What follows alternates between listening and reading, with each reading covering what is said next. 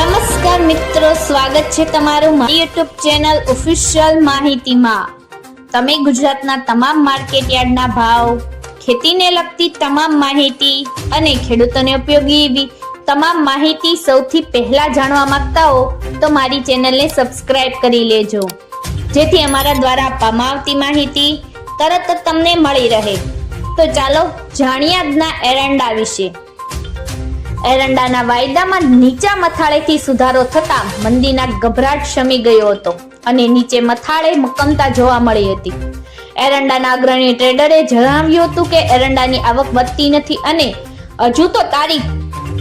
15મી જાન્યુઆરી સુધી નવા એરંડાની આવક છૂટી છવાઈ રહેવાની ધારણા હોય અને આવક વધશે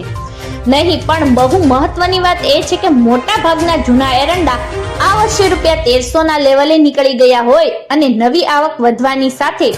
જૂના એરંડાની આવક ઘટતા લાંબા સમય સુધી એરંડાની આવકનું પ્રેશર જોવા મળશે નહીં। મિત્રો, તો ચાલો જાણીએ આજના એરંડાના ભાવ। રાજકોટમાં 1170 થી 1283,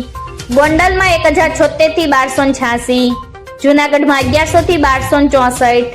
જામનગરમાં 1115 થી 1270, જામજોધપુરમાં 1101 થી 1271, જેતપુરમાં 1150 થી 1261, ઉપલેટામાં 1200 થી 1245, ધોરાજીમાં 1126 થી 1236, મહુવામાં 1263 થી 1264, પોરબંદરમાં 1000 થી 1001, અમરેલીમાં 1222 થી 1245, કોડીનારમાં 1100 થી 1218, હળવદમાં 1150 થી 1301, ભાવનગરમાં 1131 થી 1132, બોટાદમાં 1125 થી 1126,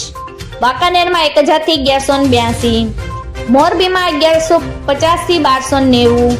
ભચાઉમાં 1270 થી 1298, દશાના પાટડીમાં 1283 થી 1290, ડીસામાં 1300 થી 1310, ભાંભરમાં 1285 થી 1313, પાટણમાં 1275 થી 1325,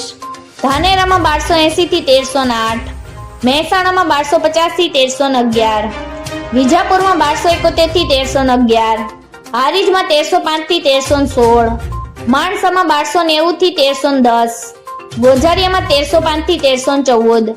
કોડીમાં 1290 થી 1318, પાલનપુરમાં 1285 થી 1304, તલોદમાં 1280 થી 1304, થરામાં 1287 થી 1350, દહેગામમાં 1250 થી 1275, ભીલડીમાં 1281 થી 1296, વડાલીમાં 1250 થી 1270, કલોલમાં 1290 થી 1313, સિદ્ધપુરમાં 1261 થી 1322, હિંમતનગરમાં 1280 થી 1309, કોકરવાડામાં 1265 થી 1301, મોડાસામાં 1260 થી 1290,